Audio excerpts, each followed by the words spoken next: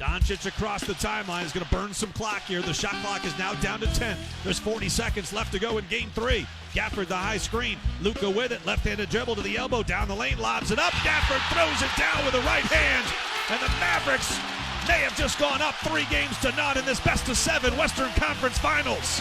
The alley-oop from Doncic to Gafford. 34.8 seconds left. It's a play that has just killed the Wolves over the first 3 games. I think I can't speak for every person, but I'm sure we're looking up and saying, how are we going to win this one? How we got to figure it out. This is a moment of the game where we got to be tight and together and figure it out. Obviously, it's on our minds because for the majority of this series, I felt like we've given ourselves a chance. We've given ourselves leads. We've given ourselves opportunities, and we know what part of the game we need to be better at. And the part that is going to win us the game is going to be that fourth quarter. Mike Conley, Papa's got a brand new bag. Dallas Mavericks got a brand new brag. That brag is they're up 3-0 on our beloved Hal. Welcome back. It's 11-11 in the neighborhood. Basketball Immortality Part 2 has joined us in studio. The 651 Carpets Plus studios. It is Trent Tucker from In the Zone with Davey. And also NBA champion from back in the day with Jordan Pippen, Horace Grant, and the Cats. And Trent Tucker is with us now. I have a quick question for you before we analyze. First of all, good morning. Thanks for helping. Anytime. When you, and I forgot to look this up, and I apologize. You did something that triggered an NBA rule change.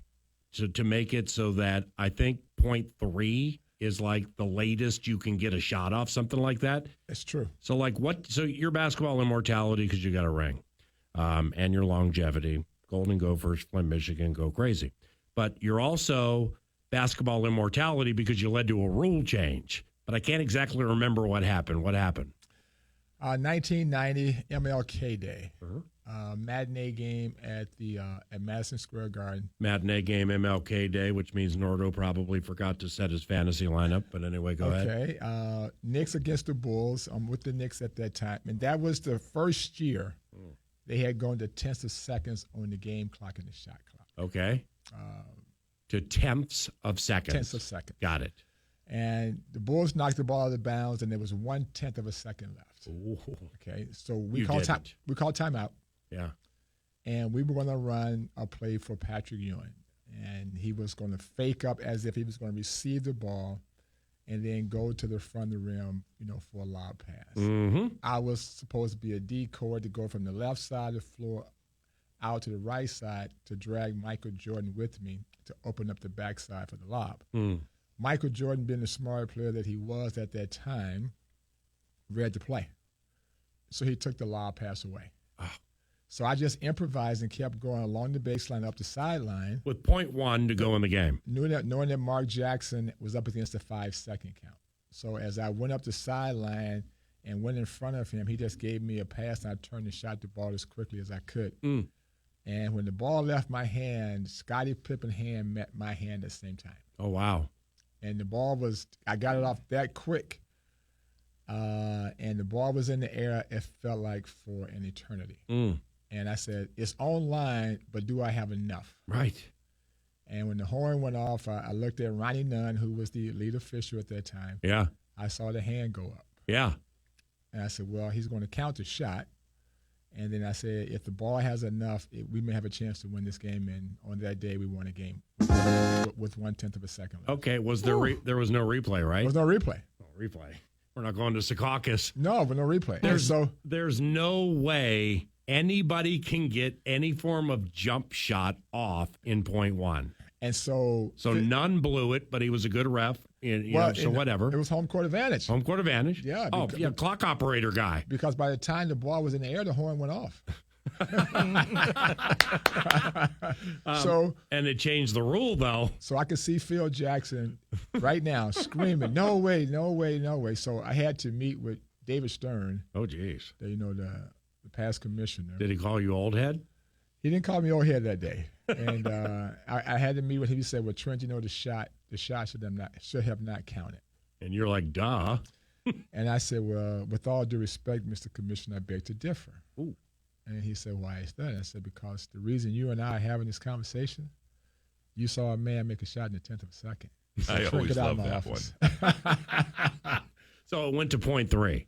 So it went to .3. So And it's at still that night, there was so many other sports shows on CNN had a sports show, ESPN, everybody had the stopwatches out. CNN, Nick Charles. Yeah, and so everybody was saying .3 would be where you could catch and shoot. So the first day I walk into Bulls training camp, I walked by Phil. He looked at me. You know the shot didn't count, right? and you not said, according to the Guinness Book of World Records. Actually, Phil, I brought the Guinness Book of World Records here. Well, that's my name, and and here's the box score from the game. So I guess Ronnie Nunn thought it did count. It counted, yeah. Yeah, I understand that. Well, speaking of .3 seconds, it seems like every .3 seconds, Dallas keeps getting that lob on us. Mm-hmm. Now, correct me if I'm wrong here. If you are on the Timberwolves or you're on the wrong side of the team that keeps getting the lobs, the alley-oops, well, those have some gotcha play to them where it's like, gotcha. Like in football, it would be, just think Super Bowl a couple of years ago, Mahomes throws a touchdown right, I think, to Kadarius Toney. Well, the entire defense was on the left. Well, then next drive, he throws the same play, but to the left to Sky Moore for a touchdown. And the entire defense is over on the right. It's a gotcha. We got you of what we've studied and with the acumen and stuff like that. The alley-oops are like bad for business. They're just gotchas. They just look like the other team's clowning on you.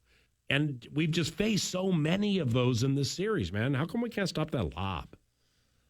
Well, I think you and I have talked about this over the last week or so. Does it involve chairs? The Wolves are not committed to how they're going to defend the pick and roll. And when you look at how the lobs are taking place, it's because that Luka Doncic is in the lane and the Wolves are in the drop coverage. Last night, a few times I heard, Norlo saying the blitz, what it is, trapping the pick and roll.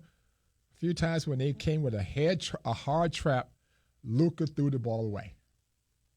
When he's allowed to turn the corner and walk down the lane, all of a sudden now that 5 guy has got to make a decision when he gets to 8 to 10 feet. Either you going to let him shoot the floater, and when you step up at the last second, he throws the lob to the front of the rim, and the guy who's defending the big guy on the backside more times than not is a guard, and he has no chance to defend the alley-oop pass. He can't defend the lob pass. Right. Because once Luka gets into the lane, he's got his man on his hip. Because the defender who's guarding Luka can never get back around in front to stop his penetration. So when he gets into the lane, Rudy Gobert, Karl Anthony Towns, whomever it may be, got to make a decision. Naj Reid got to make a decision once he gets to 8 to 10 feet. Either he shoots the floater, and you step up at the last second, he throws the lob. So the Wolves have not committed to what they're going to do against the pick and roll, and that's why you see so many lob plays taking place in this series. Mm-hmm. When you mention not committing to it, is that potentially on Finch/Norrie? There were moments in the game, and you've seen this whole series, this whole postseason, where it feels like Finch is throwing everything he possibly can. Like there were moments last night where they're playing zone, but then they can't get an offensive board to save their lives. Mm-hmm. Is Finch entering the stage of I've tried every bleeping thing that I can and none of it's working? Well, let's look at how the Mavericks are defending the Wolves. Okay, the Mavericks have decided that Anthony Edwards is not going to beat us. We're going to force everybody else to make plays. We haven't decided whether we're going to take out Luka Doncic out of the game or not. So when you are inconsistent on how you're going to defend the pick and roll, all of a sudden now you got players who are going to play a zone this time. We're going to do drop covers. We're going to show. We're going to trap. And when you get in critical moments, players may not really understand what they're supposed to do defensively, and that's how they can lead to breakdowns to either easy 3-point shots, easy baskets in the lane, or the lob pass. If I was the Minnesota Timberwolves, I would just commit that I'm going to double team Luka Doncic every time he comes off that pick and roll and make someone else beat us. Yeah. And off that, go ahead. Well, I was going to kind of change the subject. So if you're going off that, why don't you continue that? Game 2, you texted me. I don't want to mess these 8 words up. At 11:30 in the evening, you texted me 8 words. Okay, and I was at the game, so like I'm on my way home. 1, 2, 3, yeah. You don't let the best player beat you. What compelled you to send that text? Well, because throughout this entire matchup and throughout my history of playing basketball, the one thing you don't want to do is to allow the best player to be in a one-on-one situation to win the game. Let's go back to Utah against the Chicago Bulls and Brian Russell. Who was in the middle of the floor by himself? Jordan. The best player. Craig Elo. The best Cleveland. player. The best player. Wow. So why wouldn't you at that time come and double team? Yeah. And force him to make a pass to get the ball out of his hands in that situation. And the same thing. Now, whether the Wolves decided to switch in game 2 and allow Rudy Gobert to be on the island by himself with Luka Doncic was the wrong call by the coaching staff. It was the wrong call. And common sense basketball for any player who's played for a long time should have recognized that, wait, hey, I know they call this, but I cannot leave my 7-foot center out there in the middle of the floor against one of the best offensive players in our time against Luka Doncic. Right. He may miss the shot, but more than not, he's going to make the shot. So if the Wolves are committed to forcing someone else to beat them, they haven't identified who that guy is going to be. But the Dallas Mavericks have identified this. Anthony Edwards is not going to beat us. Right. He's not going to beat us. And the other guys on the Timberwolves teams are playing very well. You got, Jay McDaniels has had some good games. Kyle Anderson gave you a great shot in the arm last night. Mike Conley Jr. has shown times over the 3 games he's played well. Rudy Gobert has been consistent, with the game that he plays. The major reason the Wolves are down 3-0 is because their best 2 players have not matched the best 2 players on the Dallas Mavericks. How easy is it, or tough is it to identify a certain player and then go at that player if they're either having an issue? I'm using Daniel Gafford as an example. Once he gets the second and third foul last night, all I'm thinking is let's get inside, let's force contact with him. I didn't see a lot of that. Put him in foul trouble once Lively's out. Similarly, Luka, effectively, he's not on the bench. He's on the court, but he's kind of on the bench. We're not forcing Luka to defend, and he's kind of just chilling out there. And Dallas is surviving 5-on-4 for significant stretches of games. How easy or tough is it to identify something and push that button directly? Well, that's a great point you made because, Jay McDaniel, when he plays well, it's almost like we're surprised that he's knocking down shots. So he's not a major go-to guy. Yeah. So we're not just going to throw the ball to him 8, 9, 10 times in a row and say, go attack Luka. So we are hoping that when he gets those free opportunities, he's going to be able to knock down those shots, and that's going to be a plus for us.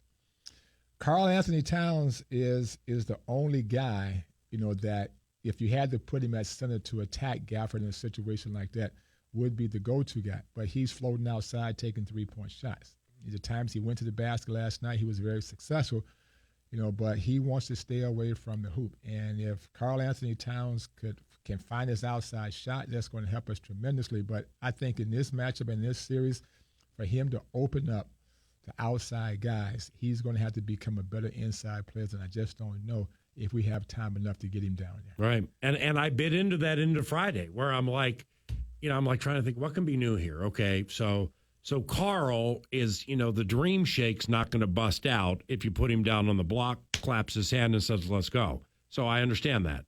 But it's also not awkward and methodical and mechanical like Gobert. So Carl can do damage on the block. He can. Singled up, throw it to him, and let him make moves, jump hook, whole thing. But P.J. Washington was the mark. I'm like, that's the mark down low. So Luka may be a mark defensively because sometimes he doesn't care about it. But let Cat take P.J. down low and single him up and see what happens. And they tried it, and maybe they didn't try it enough, but he just was awkward with it. And then the help would come, and then you got the elbows flying and stuff. So I don't know about that. Throughout the season, the Wolves' offense never prepared for Karl-Anthony Towns to be a dominant low-post player. And he floats outside and shoots 3-point shots because that's how most big guys play today. Yeah. Well, in this matchup, they need him down low. They need him down low because he is the only inside guy that can help his team get to the free throw line. And when you look at how they closed out Denver, Anthony Edwards between games 5 and 7 was not efficient on the offensive end. But the guy who made the difference between games 5 and 7 was Karl Anthony Towns. Mm-hmm. Where was it? Where did he go? He put himself on the block. He took the ball to the basket. He got Denver in early foul trouble. All of a sudden now, guys are shooting free throws with 6 and 7 minutes left in the fourth quarter. Allowed them the opportunity to get back in the game and close out the game the right way. Yeah. The Dallas Mavericks coming down the stretch, they have won 3 games because their best players have been in position to win the game, where the Minnesota Timberwolves' best players have not been able to close off the deal. Well, Luka Doncic and Kyrie Irving are better than Anthony Edwards and Karl Anthony Towns. So there's that.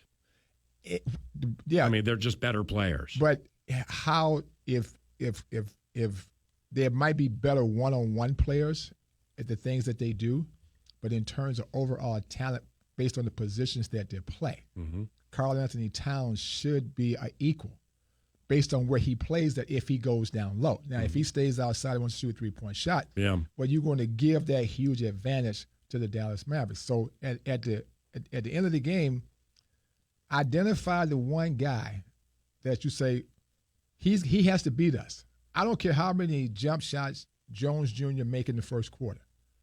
Make him make 15 or 16 or 17 throughout the game.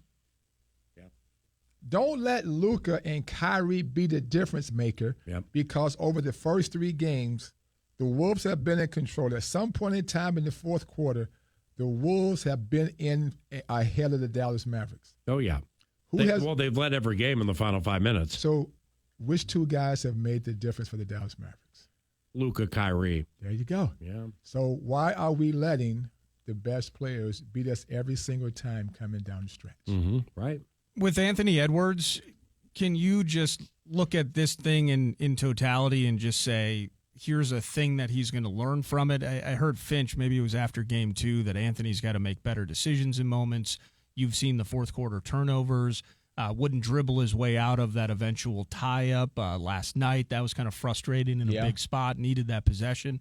Is there anything that Finch can do to put Anthony in better spots where these decisions don't come up? Is it simply he's 22 and he's going to grow from this? How do you view that whole thing with Anthony these 3 games? Well, you would like to believe that they can put him in different positions, but I don't know if the Wolves can change how they play offense.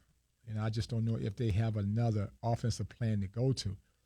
Go a little old school basketball, cross screen, down screen, where you can, put Anthony Edwards in a different position now where you can run some different action. I was thinking about, how did Karl Malone become such an efficient scorer off of one play? Well, the pick and roll for the Wolves is set at the top of the key, about 25, 26 feet away. Why not run the sideline pick and roll? Get it down to 15 feet. Allow Karl Anthony Towns to come at 15 feet, set a screen. Now, when he comes off the screen, he's at 15 to 16 feet. If the guy steps up, now you got Karl on the roll. He can take one bounce and get right to the front of the rim. So if you're not able to give them different looks by positioning your players in different spots, all of a sudden now the defense can lock in and take certain things away. You like Holiday cheer, don't you? Yeah. Oh, good. Well, Trent Tucker's going to, unbeknownst to him, spread Holiday cheer for another segment, and oh, sweet. That's going to take. Thank you, Trent. You okay with that? I'm okay with that. That's around the corner. It's the penultimate when 9 to noon continues.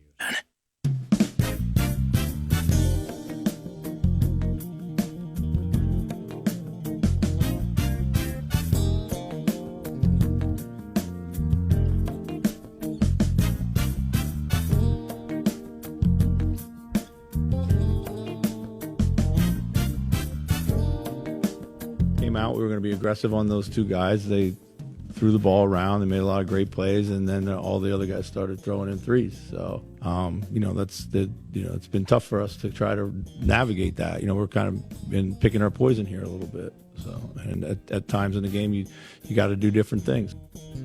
Finchy. 9 to noon, Memorial Day, followed by the program, followed by Bumper to Bumper. Your Core 4 in play on Memorial Day to discuss Timberwolves basketball, where best laid plans, though. when we put this whole thing together. We firmly did not expect the Timberwolves to be down 3-0 in a series. All the games been close. We're happy for all the games being close. Well, Luka and Kyrie are stars that are shining. Anthony Edwards is a star that shines, but not necessarily illuminating as brightly as the aforementioned two. And then when you get to the next star, the John Oates to Darryl Hall, the Herb to Peaches, the 1A to the 1, Karl Anthony Towns or whatever that's supposed to be, it's just not shiny. It's not illuminating. It's dull. And that plays a lot into the Wolves down 3-0. With Luka Doncic, Trent Tucker, does he, and this is not a, let's just say, convenient comparison here, but you played against Larry Bird. Does he play like Larry Bird?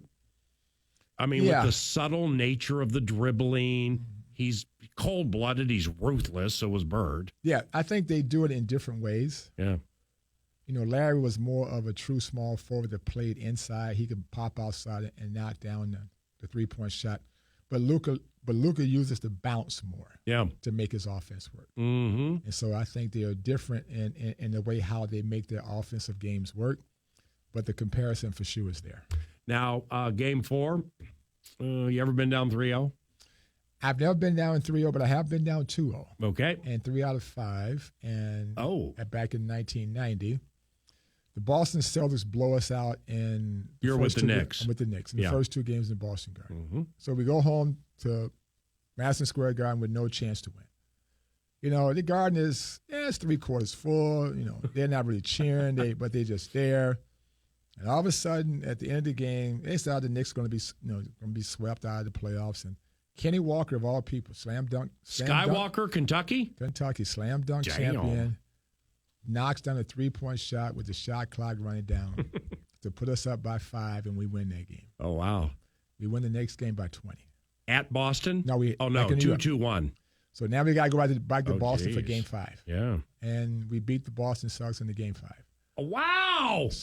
So you were down 0-2 and you came back 1-3 in a row, won the series? Won the series.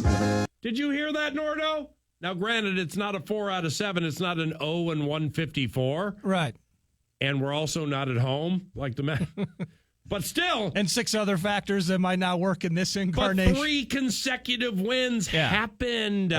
Just like Denver, right? I mean, you go, they're down 0-2, and they push this thing to Game 6, even taking the lead. Mm-hmm. And why not us? Come on. And in 1990, we were the 5th team in the history of the NBA to ever come back down from an 0-2. Oh, wow. To win a series. Right. And so no one, going to the Boston Garden, you got McHale, Parrish, Bird, Dennis Johnson. That's 4 Hall of Famers right there. In 90, you had all those players? Yeah. Wow. And no Tiny Archibald, though. So they had Danny Ainge, Gerald Henderson. So they got all the players. Yep. And they have blown us out in the Boston Garden in the first 2 games. They had Reggie Lewis. Yeah. Remember the late Reggie Lewis? God rest his soul. Oh, man, how good was he? Yeah, he was great. So didn't he go to like Providence or Boston? Something? Boston, yeah. And so, you just need one bounce to go your way. Mm-hmm. And that bounce went our way. And all of a sudden, we caught a spark. Yeah. And then we won 3 games in a row where no one gave us any shot. This matchup, I still believe that the Wolves are the better team. Really? But the Mavericks have made the better plays when the game was on the line. Mm-hmm. And I believe that the Wolves have allowed the Dallas Mavericks to be in a position to beat them more so than the Dallas Mavericks putting themselves in a position to beat the Wolves. That's what the Nuggets said about the Wolves. You see, so I'm not saying it's a loser's lament because, the Wolves haven't really won anything, but it's nice for them to advance to this round. But when the Nuggets got bounced, Jamal Murray, Mike Malone to a certain extent, were kind of like, we don't feel the better team won. Mm-hmm. We feel the team that won this game, or however they put it. But I didn't see it that way. I mean, or maybe I should see it that way. I don't know. I mean, you think the overall Wolves team, Luka and Kyrie, that's like if you look at James Harden as 2 players. Okay, so James is 2 guy. He's 1, but he counts as 2. Yeah. Okay, see what I'm saying? Because assists, rebounds, threes, high percentage, this whole thing. Luka and Kyrie count for 4. Yeah. I mean, it's unbelievable. And the reason I say that is because let's go back to game one. Mm-hmm. You're up 9, close out the first half. You turn the ball over once or twice. Now it's a 3-point game. Game 2, you're up by 18. Yeah. You're cruising. Yeah. You turn the ball over. You make bad plays here or there. You allow them to what? To get back into the game. See, I believe that Dallas have capitalized on the opportunities that the Wolves have given them. Mm-hmm. And when you put great offensive players in a situation where they can beat you, more times than not, they will. Just imagine if Karl Anthony Towns was having half the game that he had against the Phoenix Suns, I think the Wolves might be up 3-0. With Karl, so he shoots. He's 4 of 32 from 3 in I believe the series. 0 for 8 last night.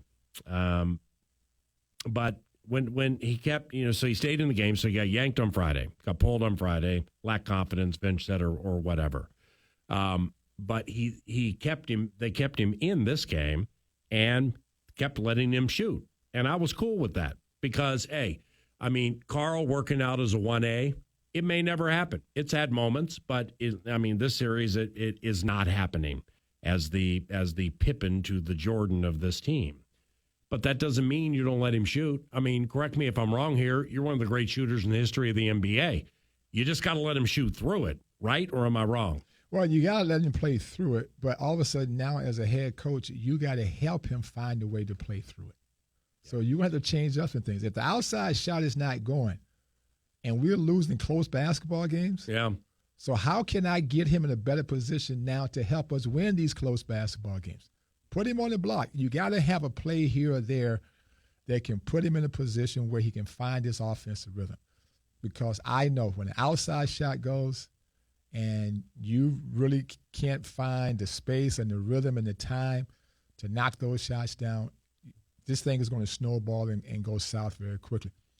They need to help Karl Anthony Towns and put him in a situation where he can help this basketball team to see if they can stay alive for one more day. Mm-hmm. Do you, what do you expect tomorrow night? I mean, because it's a human nature game.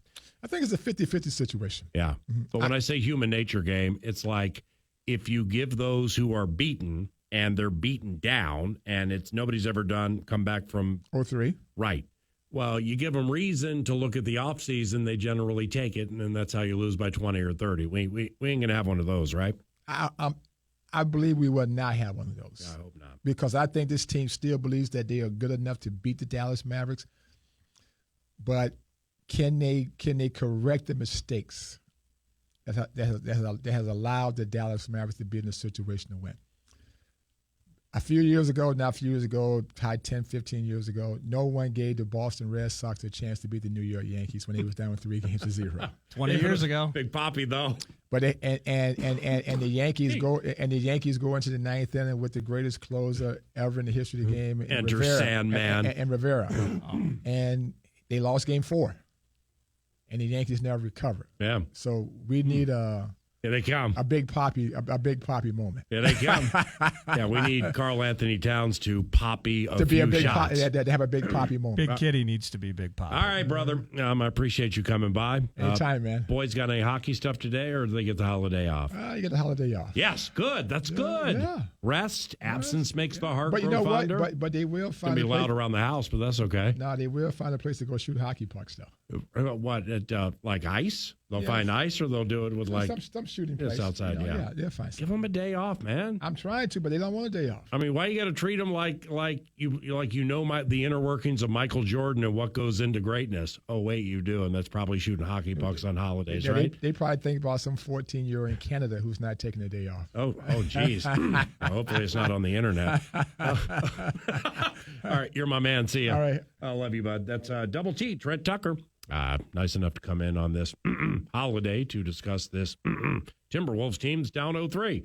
Didn't see that one coming when we put the whole Memorial Day core four together. Best laid plans, though. But here we are, having a funky good time on KFAN. I can't wait until tomorrow. 'Cause tomorrow might very well be too late. I can't wait. I can't wait until tomorrow. Either can we, because tomorrow it's game 4. Hopefully it ain't a bore, and hopefully we don't get swept.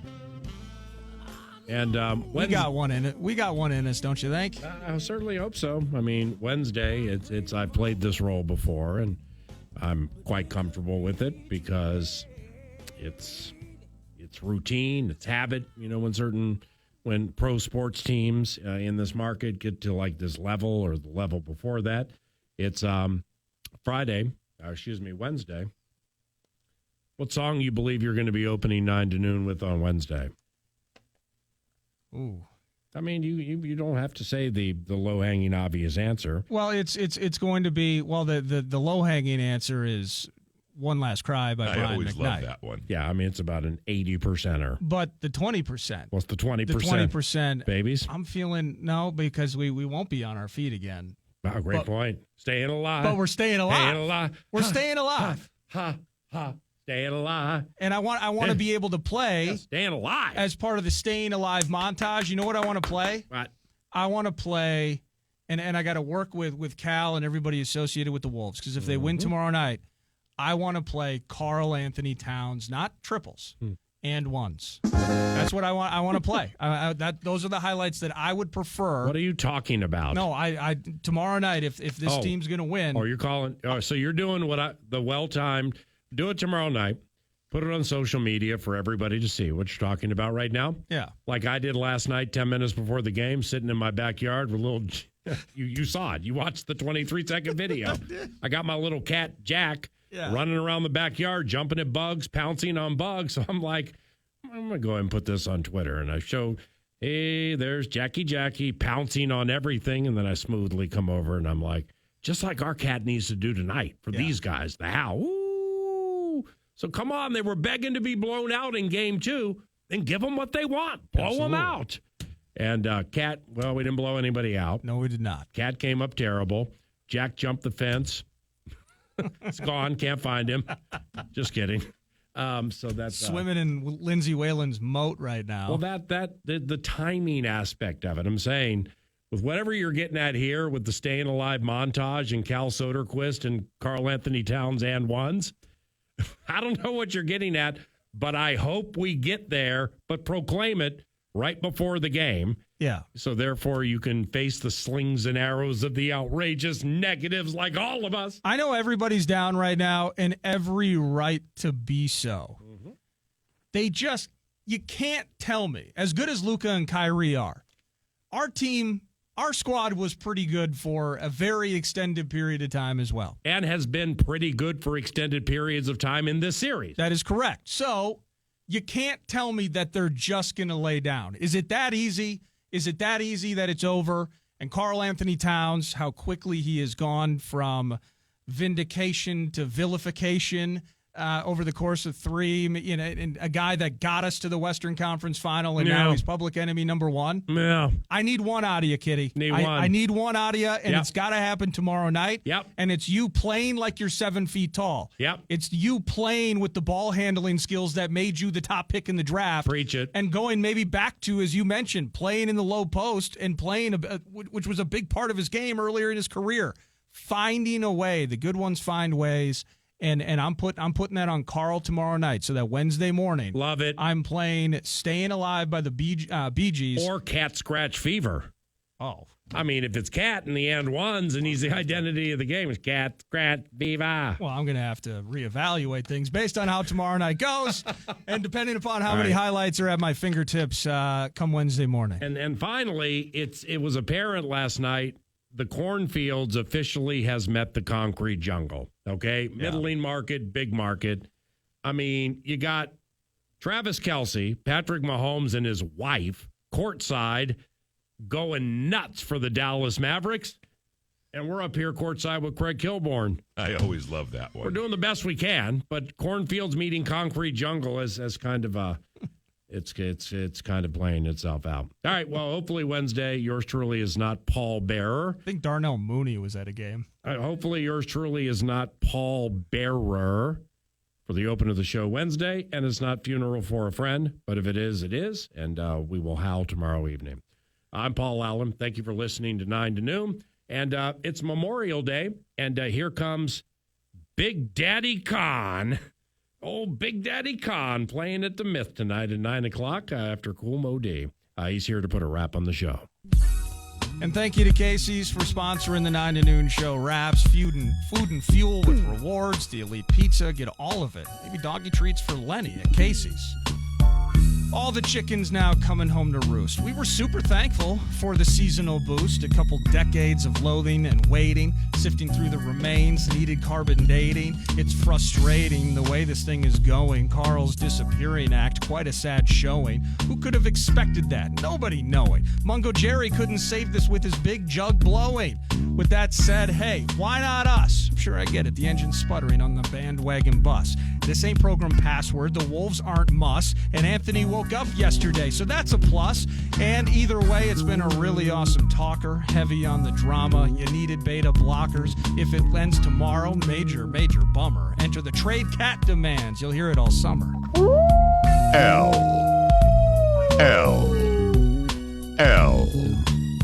Podcast today's Paul Allen Show, or listen back to previous show and interviews by going to the iHeartRadio app or KFAN.com.